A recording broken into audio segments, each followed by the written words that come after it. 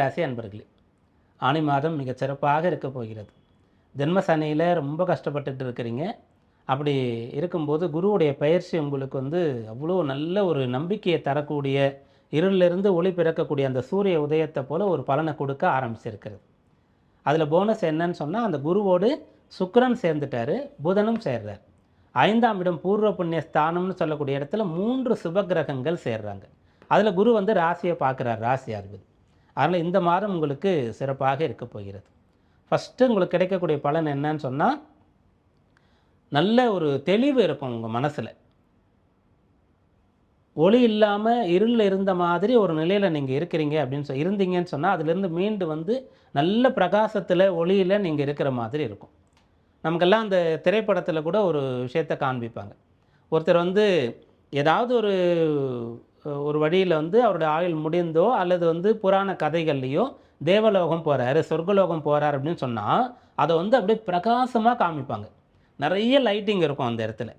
அதே போல் ஒருத்தர் கஷ்டப்படுறாரு, தண்டனைகள் கொடுக்கப்படுகிறது, ஒரு சிறையில் அவருக்கு தண்டனை கொடுக்கப்படுறாங்க, அங்கே அவரை துன்புறுத்துறாங்கன்னா அங்கே இருளாக காண்பிப்பாங்க. அப்போ நமக்கு நல்லதுன்னு சொன்னால் ஒளின்றது அர்த்தம். அந்த ஒளியை இப்போ நீங்கள் பார்க்க முடியும், உணர முடியும். அந்த ஒளி முதல்ல ஒருத்தருடைய கண்களில் தெரியும். ஞானிகள், ரிஷிகள், மகான்கள்லாம் பார்க்கும்போது, இந்த காலத்தில் மெத்த படித்தவர்கள் அவங்கள பார்க்கும்போது, மிகப்பெரிய பணம் பொருள் கொண்டவர்கள், செல்வச் சீமான்கள், இவங்களை பார்க்கும்போது அவங்க கண்கள் பிரகாசமாக இருக்கும், தெளிவாக இருக்கும், வெள்ளையாக இருக்கும். ஆனால் சரியாக தூங்காமல் இருக்க ஒருத்தர், நோயாளியாக இருக்க ஒருத்தர், கோபத்தில் இருக்கிற ஒருத்தர் கண்கள்லாம் சிவந்து இருக்கும். அப்படியே அந்த ஒளி வெண்மை அப்படின்னு சொல்லக்கூடியது பாசிட்டிவாக பார்க்கப்படுகிறது. ஒளி இல்லாமல் இருள் இருக்கிறது அப்படின்னு சொன்னாலும், வெண்மை இல்லாமல் கருமை அல்லது சிவப்பு இருக்கிறதுன்னு சொன்னாலும் கொஞ்சம் நெகட்டிவாக பார்க்கப்படக்கூடிய பழக்கம் நம்ம இடத்துல இருக்கிறது. அப்படி இந்த மாதம் உங்களுக்கு ஒளி நிறைந்த மாதமாக இருக்கிறது. நீங்கள் அந்த ஆறான்னு சொன்னோம் இல்லையா, அந்த சுவாமிக்கு பின்னாடி ஒரு ஒளி வட்டம் இருக்கும் இல்லையா, அதுபோல் இப்போ நீங்கள் உங்களை உணர போகிறீங்க. ஏன்னா அவ்வளோ பின்னடைவை நீங்கள் சந்திச்சிட்டிங்க. அதிலிருந்து மீண்டு வர போகிறீங்க. 5ஆம் இடத்துல 3 சுபகிரகங்கள், நல்ல பலன் உங்களுக்கு கிடைக்கிறது. அப்போ மனசில் தெளிவு இருந்துச்சு அப்படின்னு சொன்னாலே, நீங்கள் படிச்சுட்ருக்கீங்களா, நல்லா படிக்க போகிறீங்க, வேலை நல்லா பார்ப்பீங்க, குடும்பத்தில் சந்தோஷம் இருக்கும். குறிப்பாக பிள்ளைகளோடு சந்தோஷமாக இருக்கலாம். இந்த காலத்தில் நிறைய பேருக்கு பிள்ளைகளுக்கும் பெற்றோருக்கும் அந்த அளவுக்கு டேர்ம்ஸ் சரியில்லாமல் இருக்கிறது.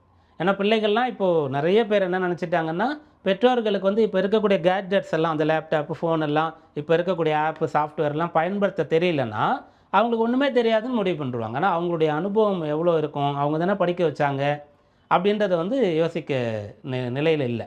அதனால் கல்யாணம்லாம் பார்க்கும்போது உங்களுக்கு ஒன்றும் தெரியாது, நாங்கள் பார்த்துக்குறோம் அப்படின்னு சொல்கிறது, அதெல்லாம் இந்த மாதத்தில் சரியாகும். பிள்ளைகளும் பெற்றோரும் ஒற்றுமையாக இருப்பீங்க. பெற்றோரை விட்டு பிரிந்து பிள்ளைகள் ஹாஸ்டலில், வெளியூரில், வெளிநாட்டில் தங்கி படிச்சுட்ருக்கீங்க, கஷ்டப்படுறீங்கன்னா இப்போ ஒரு விடுப்பு கிடைக்கும் பெற்றோரோடு சேருவதற்கு. பிள்ளைகள் வெளிநாட்டில் இருக்கீங்கன்னா பெற்றோரை கொஞ்ச நாள் இருந்துட்டு போங்கன்னு சொல்லி கூட்டிகிட்டு போவீங்க. இப்படிப்பட்ட விஷயங்கள்லாம் நடக்கும். பூர்வீக சொத்தை புனரமைக்கிறது. நீங்கள் நகர்பகுதியில் வேறொரு இடத்துக்கு செட்டில் ஆகிட்டிங்கன்னா கூட, உங்கள் பிறந்த ஊரில் உங்களுக்கு ஒரு சொத்து இருக்குது, வீடு இருக்குன்னா அதை போய் புதுப்பிக்கணும், அழகுபடுத்தணும், சரி பண்ணணும் அப்படின்ற எண்ணம் வரும். வாகன யோகம் இருக்கும், ஆபரணங்கள் வாங்க முடியும், பிள்ளைகளை உயர்கல்வி படிக்க வைக்கிறதுக்கான ஒரு வசதி உங்களுக்கு கிடைக்கும். இப்படி சாதக பலன் நிறைய இருக்க சொல்லிகிட்டே போகலாம். கவனமாக இருக்க வேண்டியது என்ன அப்படின்னு பார்க்கும்போது, 6ஆம் இடத்துல சுக்கிரன், கேது, 4ஆம் இடத்துல சூரியன். அப்படி இருக்கக்கூடிய அந்த சமயத்தில் நீங்கள் உங்களுக்கு இப்போது நல்ல டைம் வந்துடுச்சுன்னு சொல்லும்போது அகல கால் வைக்கக்கூடாது. சில பேருக்கு கடன் கொடுக்குறேன்னு சொல்லி வாய்ப்புகள் தேடி வரும். அப்போது சக்திக்கு மீறிய கடனை வாங்கிவிடக்கூடாது. அதுபோல் வேலை மாற்றத்தை திடீர்னு பண்ணிடக்கூடாது. ஒரு இடத்துல ரொம்ப நாளாக வேலை பார்த்துட்ருக்கீங்கன்னா, இப்போ வேறு ஒரு வேலை கிடைக்கிற மாதிரி இருக்குன்னா உடனடியாக முடிவு எடுத்து மாறிவிடக்கூடாது. இந்த 2 விஷயத்தில் கவனமாக இருங்க. இந்த மாதம் சாதகமாக இருக்கும். இந்த மாதத்தில் உங்களுக்கான வழிபாடு என்ன அப்படின்னு பார்க்கும்போது, ஆஞ்சநேய சுவாமியை வழிபடுங்க. ஆஞ்சநேயருடைய சன்னதி தனியாக இருக்கலாம் பெருமாள் கோயிலில், அல்லது சிவாலயத்தில் தூணில் ஆஞ்சநேயர் இருப்பார். அப்படி போங்க, நிறைய பிரதட்சணம் பண்ணிட்டு வாங்க. ஒவ்வொரு தெய்வத்திற்கும் ஒவ்வொன்று ரொம்ப பிடித்தமானதாக இருக்கும். அப்படி ஆஞ்சநேய சுவாமிக்கு பிரதட்சணங்கள், அதாவது வலம் வருதல், அதை நிறைய செய்கிறது ரொம்ப பிடித்த மாதிரி இருக்கும். அதுபோல் ஆஞ்சநேயர் சன்னதியில் போய் அவரை தரிசனம் பண்ணுறீங்க, வழிபடுறீங்கன்னா கூட நிறைய பேர் ஆஞ்சநேயர் சம்பந்தமான ஸ்லோகங்களை, மந்திரங்களை சொல்லுவீங்க. அது ஓகே தான்.